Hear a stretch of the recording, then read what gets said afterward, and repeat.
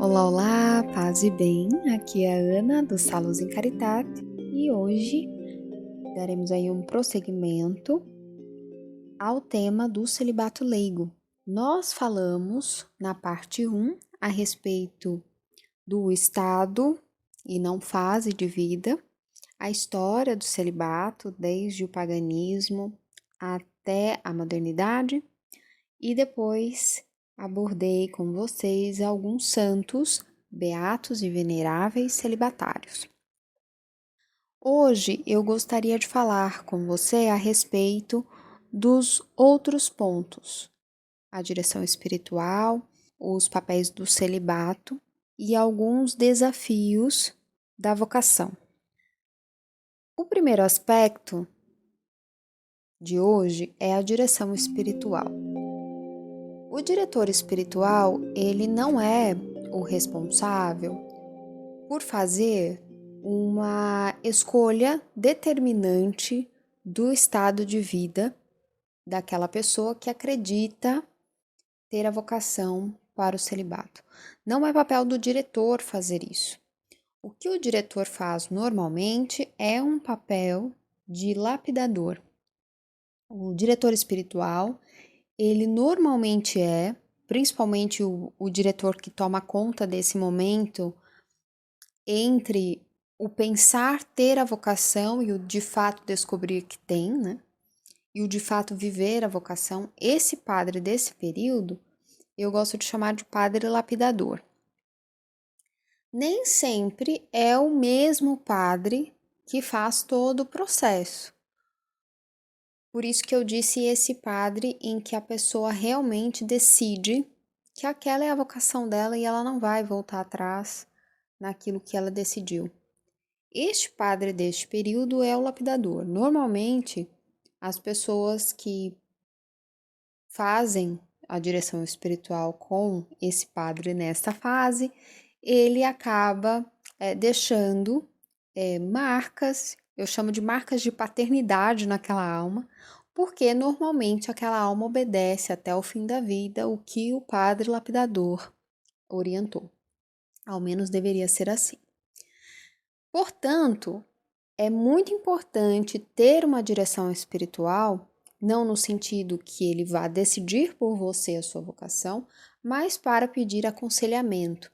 É muito importante o aconselhamento, de uma forma geral, até saindo da temática do celibato, porque muitas vezes a gente toma as decisões sem passar pelas fases importantes de rezar, pedir orientação de um padre que realmente seja um bom padre e que possa dar a direção. O diretor espiritual, ele é sempre o mesmo diretor, por isso é importante não confundir com orientações esporádicas, com confessores que não são os mesmos. Pode até ter o nome de direção, mas este papel de diretor espiritual é desempenhado por uma pessoa específica que acompanha todo o processo. Ele, além de fazer esse papel de aconselhamento em algum ponto específico da sua vida, ele também tem o papel de formar. E a formação que o diretor faz no que se refere ao celibato, mais especificamente nesta fase de discernimento, é um papel de formação moral. Alguns padres o fazem, outros não.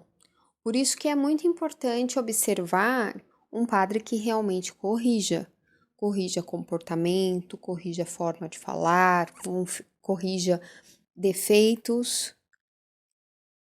É um padre lapidador. Por isso que eu digo que ele normalmente deixa traços, né, da sua paternidade na alma, porque o conselho, normalmente nesta fase, se refere à forma de estar no mundo. Ele abarca toda essa questão do agir cristão do celibatário leigo. Mesmo se porventura essa celibatária, esse celibatário ficar sem diretor por um tempo, ele sabe o que fazer. É claro que você deve já estar a pensar que precisa existir todo um processo de oração para que esse padre apareça e que exista uma abertura, uma receptividade, uma docilidade para essa lapidação que o padre tem que fazer. E para que o padre também tenha a força moral, fibra interior, de fazer esta correção sem respeito humano. Terminado esse ponto, tem o ponto dos papéis do celibato na igreja, no mundo. O que faz um celibatário? Eu sempre brinco que o papel do celibatário em si é existir. A própria existência do celibato já deixa com que boa parte das pessoas crie um nó em suas cabeças, porque não entendem muito bem como é possível, porque nós fomos condicionados numa vivência vocacional muito restrita a imaginar a vivência religiosa apartada do mundo e a vivência do mundo sempre como casal em família, como se não existisse vocações que fazem um link entre a vida laica e a vida contemplativa. O celibato é uma das vocações que estão neste elo de ligação entre as duas realidades. Existem ordens e congregações que também estão neste mesmo elo. A função do celibato fora de uma congregação e de uma ordem religiosa tem a primeira missão de mostrar com a sua própria existência que é possível fazer este elo destas duas realidades numa vida cristã comum. Você não precisa ter ali crachazinho de uma ordem e de uma congregação para viver dentro desse elo de ligação da vida ativa e da vida contemplativa. Um segundo ponto de reflexão é a questão das amizades. A maior parte das interações humanas hoje acontecem na casinha das segundas, terceiras e quartas intenções. A maior parte das pessoas não tem mais amizades, a não ser com pessoas do mesmo sexo, mas não tem amizades. Existe uma necessidade de um cuidado nesse território? Sim, existe. Mas também existe a purificação dessa ideia de que nós podemos ser amigos uns dos outros. Não precisa ter um relacionamento que necessariamente tenha segundas, terceiras e quartas intenções. Enfadonhamente tenha que ter algo romântico. Isso é extremamente cansativo. Uma das coisas que faz com que as pessoas se sintam tão cansadas, aquelas que são vocacionadas ao matrimônio e ainda não encontraram a pessoa que irão se casar, é justamente porque a fase da amizade, ela simplesmente é inexistente. Não existe, você tem que simplesmente partir para sempre ter uma segunda, uma terceira, uma quarta intenção naquele relacionamento, e as conversas, as coisas mais simples de uma interação humana se tornam extremamente dificultosas. Então, o celibato, ele é justamente esse lugar em que você pode simplesmente conversar sem ter nenhum tipo de interesse.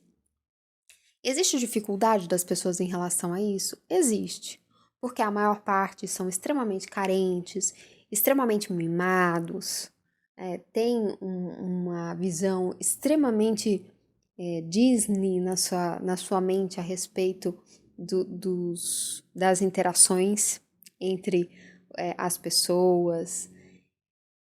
Então, é uma questão que precisa ter atenção? Sim, mas mesmo assim não deixa de ser um sinal purificador para ver se existe um pouco mais de maturidade nas interações humanas, né? E, em muitos casos, um pouco mais de humanidade e não de ações animalescas entre as pessoas, certo? Terceiro ponto é um sinal contra o medo de ficar sozinho.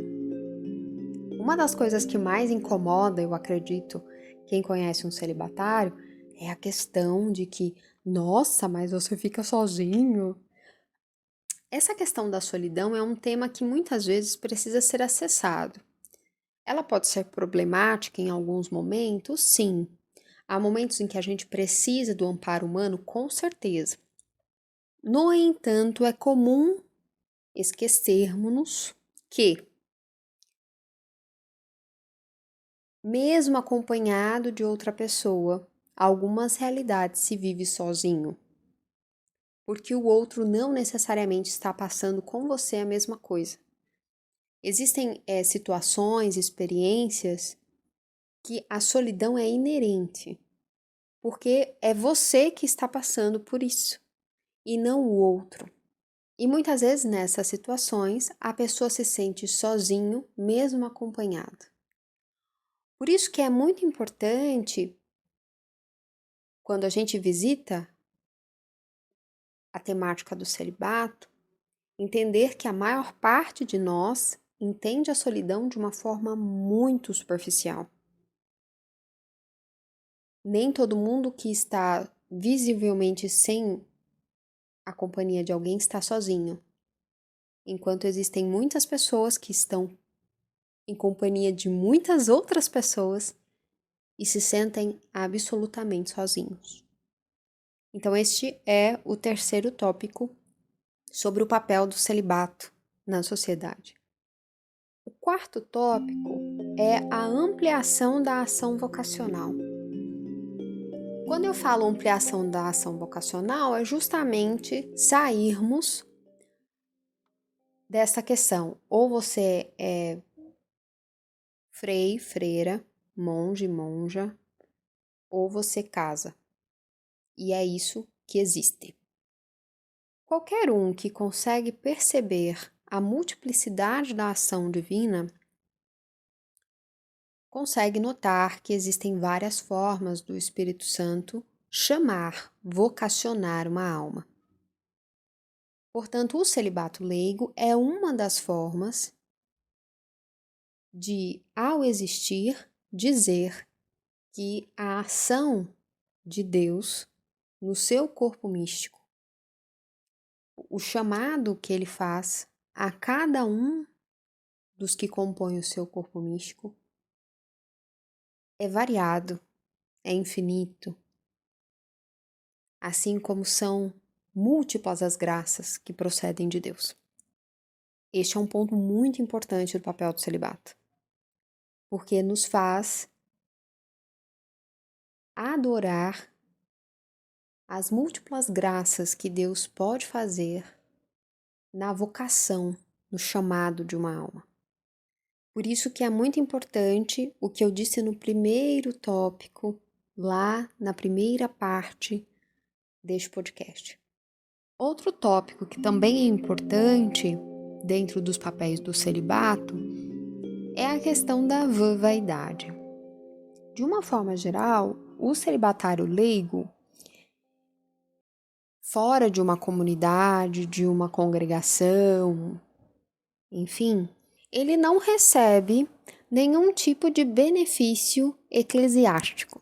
E não existem algumas ações que são recebidas por aqueles que vestem o hábito, por pessoas que pertencem a comunidades e congregações. Você não vai receber aplausos, não vão citá-lo. Muitas vezes as obras de apostolado não serão muito reconhecidas ou devidamente entendidas, porque não pertence muitas vezes ao modus operandi mais evidente na igreja, que é sempre ligado a um grupo específico e tal. Isso, por um lado, pode gerar uma certa sensação de não pertencimento, e aí é uma forma de avaliar se essa é a sua vocação ou não, mas, por outro lado, tira pela raiz qualquer vaidade. Existem alguns celibatários que têm um pouco de problema com isso, por conta às vezes do próprio temperamento, que tem uma necessidade de ter certa validação da sua comunidade. Alguns conseguem fazendo seus trabalhos de catequista ou trabalhos locais, e aí eles conseguem aí ter uma validação do trabalho pela comunidade.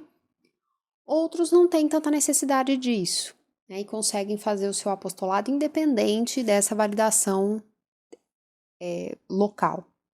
Mas é importante observar que é uma medida de proteção muito significativa. Hoje nós vemos um número considerável de religiosos e padres, pessoas dentro e fora da hierarquia, que têm uma tendência grande a essa questão da superexposição. E isso acaba gerando alguma dificuldade na vivência própria da vocação. Então, eu coloquei aqui como uma abordagem tanto de discernimento, mas também como um ponto positivo desse escondimento próprio da vocação. O que aparece é muito mais o que se faz, as obras, o apostolado, do que a pessoa em si, e tudo o que tem relação com ser bem visto e bem quisto, aplaudido e elogiado em público, que é uma coisa que a gente já está muito acostumado em ver, né, nas comunidades. Isso não existe no celibato leigo, fora de uma comunidade, de uma congregação, tá bem? Ao menos não com muita frequência. O último ponto, o ponto mais importante, é o sinal escatológico de que no céu ninguém se dará em casamento, ninguém casará. Então é uma antecipação daquilo que há de vir e por si só se torna um sinal para toda a igreja de que, olha, isso que você está vivendo é temporário, porque no céu não teremos essa realidade. Presta atenção, na eternidade a dinâmica é outra. É para isso que existe o celibato. Não só o leigo, mas também o celibato sacerdotal traz essa realidade e todas as outras vivências religiosas. E é a justificativa da necessidade da existência do celibato, porque é necessário que exista no mundo visível uma concretização do que há de existir na eternidade, do que existe na realidade espiritual. É isso que o celibato é.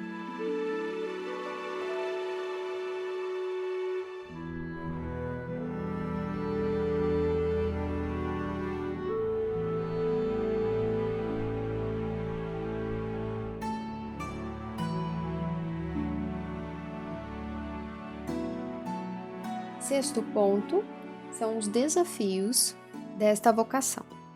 Eu acredito que o primeiro desafio é em relação aos padres e à hierarquia. De uma forma geral, hoje os padres estão um pouco mais preparados, alguns bispos também, mas há alguns anos nem tanto, porque há tendência, não só dentro da hierarquia, mas os leigos também têm essa tendência, é achar que essa pessoa vocacionada ao celibato leigo, fora de uma congregação religiosa, enfim, é uma pessoa que, na verdade, ela não sabe o que quer. Isso acaba gerando um ruído na forma de lidar com essa pessoa que, porventura, se sinta chamado a esse estado de vida, porque ela já encontra ideias pré-concebidas dentro do clero. Isso é um dificultador que pode ser solucionado com bastante oração, mas existe. E também uma inabilidade em lidar com a situação, porque é muito novo e muitas vezes o padre não é que ele tenha um preconceito e nem que ele acredite que a moça ou o rapaz está perdido, mas ele não sabe lidar com aquilo, ele não tem bagagem para lidar com aquela situação específica. E é muito interessante, porque na verdade é muito parecido com o próprio estado dele, tirando a parte dos sacramentos. Mas a dinâmica da vida, a forma como a vida vai caminhando e os serviços funcionam muito parecidos com um padre de paróquia não conhecido. Outro aspecto que pode também causar alguma dificuldade é a respeito das atividades paroquiais que estão ali dentro da alçada do celibatário leigo. Normalmente ele faz tudo que o outro leigo também faz, que qualquer leigo faz. Algumas dioceses, algumas paróquias podem dar certa atenção à existência de determinado celibatário para a realização de algum projeto em específico. Então, eu já conheci celibatárias que ficam completamente responsáveis pela total consagração na paróquia em questão, outras são responsáveis por formações específicas de outras pessoas celibatárias, outros são responsáveis por um tema específico na paróquia ou na diocese, mas tudo isso normalmente está a depender da receptividade e do entendimento do bispo e dos padres sobre esse estado de vida. Ao contrário de uma congregação religiosa e de um convento que tem por si mesmo um carisma, o celibatário, ele tem ali um talento e um carisma próprio. Pode existir na mesma diocese vários celibatários, cada um com um carisma diferente. E cada um realiza o seu projeto, ajudando uns aos outros, mas dentro da sua área de atuação, do seu talento, do seu carisma, que a gente pode colocar esse nome, né? Mas eu gosto bastante da palavra talento, porque tem muita relação com a bagagem que essa pessoa tem, com o seu nicho formativo, com o que ela pode contribuir para a diocese e para a paróquia. As atividades paroquiais estão ligadas a isso. Então, de certa forma, se os padres e os bispos usarem bem os talentos dos celibatários, isso extrapola somente ações pastorais simples, como pertencer a uma pastoral ou dar catequese. Isso extrapola aí bastante. Mas, de novo, está a depender da capacidade do clero de utilizar essas ferramentas, não contando tanto com a questão que coloquei aqui de propósito, que é o status. Como a gente viu, o celibato leigo ele está num lugar um pouco à parte desta questão do ser bem visto, bem quisto, aplaudido e edificado a todo momento. E como foge um pouco da dinâmica comum dentro da igreja, que a gente sabe que existe, é quase um quem indica dentro da igreja, e que existe mesmo uma questão de ser bem visto e bem quisto a partir de alguma ordem ou de alguma coisa que alguém indicou e etc. E se você não está dentro dessa dinâmica, pode ser que você não seja muito bem quisto e muito bem visto. E tem muitos celibatários que entram dentro dessa dinâmica para tentar exercer o seu espaço. E existem alguns que ficam muito bem sem ter esse espaço. Mas é importante, e eu quero que você saiba que isso existe. Eu não estou aqui criando uma noção vocacional longe das arestas que existe dentro da articulação eclesiástica. Tem arestas. E se prepare porque tem. Existe sim um acalento de status significativo. Algumas dioceses têm mais, outras têm menos, mas existe. Outro aspecto é em relação à afinidade das pessoas. De modo geral, as pessoas vivem numa réplica do Big Brother. Ou elas se unem a outras pessoas por afinidade, ou porque vem ali algum status, né? Porque tem um nome e tudo mais. Normalmente, o celibato leigo, ele gira em outra atmosfera. De modo que você pode notar que existe uma dificuldade das pessoas em ter alguma afinidade com esse estado de vida. Pode ser porque não entendem muito bem, pode ser porque sentem um pouco desconfortáveis, porque de certa forma você é no mundo secular uma representante das leis da igreja e as pessoas sabem disso, elas sentem isso. Isso acontece com alguém que se converte de verdade e com o celibatário acontece um pouco mais. Então você precisa ficar um pouco atento a essa reação das pessoas e entender que a mentalidade delas funciona assim. Elas são assim. A maioria se junta em panelinhas e não se abrem nunca, que é um assunto que já falei anteriormente, as noivas com as noivas, as casadas com as casadas, o do futebol com o futebol, o fulano que gosta não sei o que, gosta não sei o que, o fulano do fogo com o pessoal do fogo, o fulano não sei o que com o pessoal do não sei o que. Sempre tem as panelas. E não existe essa ação de aprender com a outra realidade. E nas vocações é a mesma coisa. É raríssimo quando a gente consegue encontrar uma mãe de família que consegue aprender com uma religiosa, com uma celibatária. Mal sabe que tem muitas coisas dentro do Carmelo que é útil para um lar, que existem ensinamentos de uma celibatária que é útil para um lar. O contrário já é mais simples, porque é mais comum a religiosa observar a vivência das outras vocações. É mais comum porque faz parte do lugar em que nós estamos enraizadas, que é observar as pessoas para tentar elogiá-las e ajudá-las. É um pouco mais comum, mas o contrário é difícil. E é importante que você saiba que isso pode gerar uma sensação de distanciamento de alguns grupos e de algumas pessoas. É importante saber que isso existe, porque eu tenho uma convicção de que algumas crises vocacionais, inclusive de sacerdotes e religiosos, vêm de uma recusa dessa realidade que é inerente à vocação.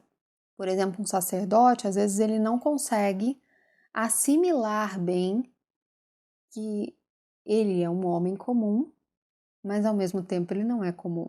Existirá um certo distanciamento que pode vir da reverência, pode vir de um detectar natural e intuitivo dessa vocação especial.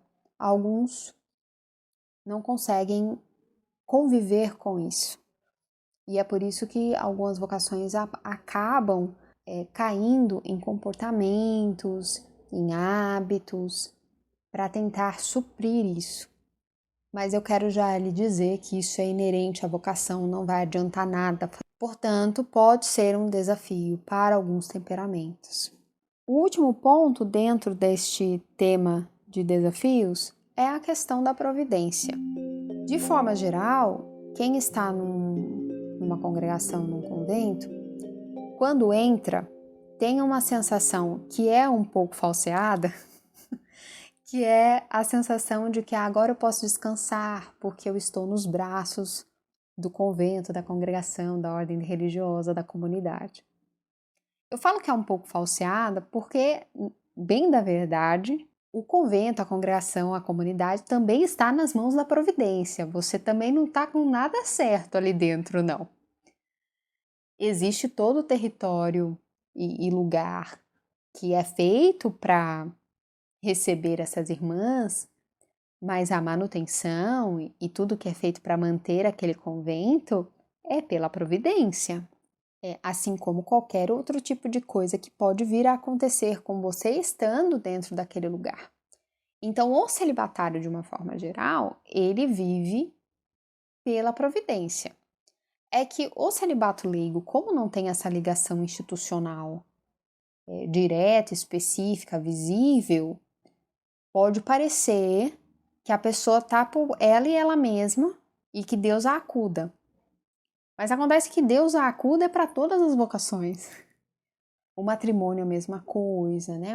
Uma família que resolve e decide viver verdadeiramente o juramento que fez no altar, a pessoa que entrou numa congregação, num grupo religioso, ou aquela que está vivendo como celibatário leigo, todos estão vivendo dentro da providência, necessitando da providência. É que às vezes a nossa mentalidade um pouco falseada, um pouquinho, né, cheia de historinhas contadas, acredita que quando você se casa e quando você entra num grupo religioso, essa responsabilidade ficou terceirizada e você está tranquilo. É incrível como as pessoas têm essa mentalidade, sendo que não é assim que funciona. Ainda assim, estamos todos na mão da providência, absolutamente todos. Essa percepção é um pouco mais condensada no celibato leigo. Não no sentido de vai cair do céu o que preciso para comer e viver. Não, mas que os trâmites da providência que vão direcionar o trabalho, a estrutura desse trabalho, a forma como ele será, a rentabilidade, os benefícios, as coisas necessárias para quando for necessário algo especial, enfim. Tudo isso será regido pela providência, para possibilitar a vivência da vocação e a doação às coisas da igreja de forma harmoniosa. Isso pode acontecer num trabalho secular que tenha relação com a vocação normalmente. Então, para isso eu já oriento aqueles que são vocacionados, já sabem, reze, coloque o trabalho em oração para que o seu próprio talento na hora de servir a Deus possa virar também o seu ganha-pão. Para que você possa viver dentro da mesma atmosfera, o seu trabalho apostólico, né, o seu apostolado, o seu serviço a Deus, todos giram na mesma área. Isso facilita bastante. Mas existem alguns celibatários, sim, que têm trabalhos seculares, que, a princípio, não tem nenhuma ligação com o serviço ou talento que ele devolve a Deus. Mas tem ligação com um talento profissional, uma habilidade, que pode ser santificada, sim, dentro da realidade secular, como já foi apontado por São José Maria Escrivá. Então, isso pode ser vivido de uma forma muito significativa dentro do celibato leigo. Existe também alguns celibatários que têm um trabalho vinculado à cúria diocesana, pastorais também ligadas à diocese, mas essa é uma realidade que, ao meu ver, existia mais há uns 50, 60 anos. Hoje já não é tão comum que a própria hierarquia se atente a isso.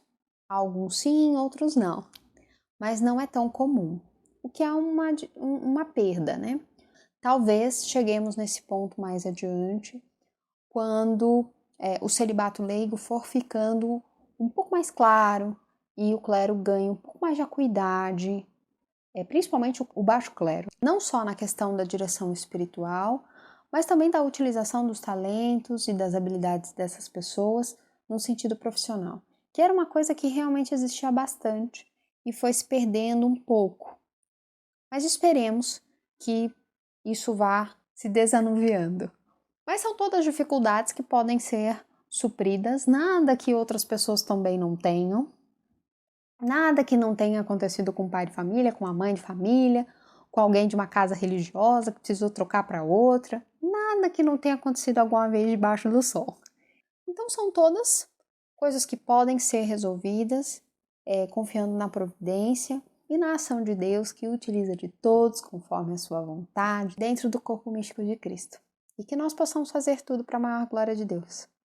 Eu espero que com esses 2 episódios eu tenha colocado aí um pouquinho mais para você a respeito dessa vocação.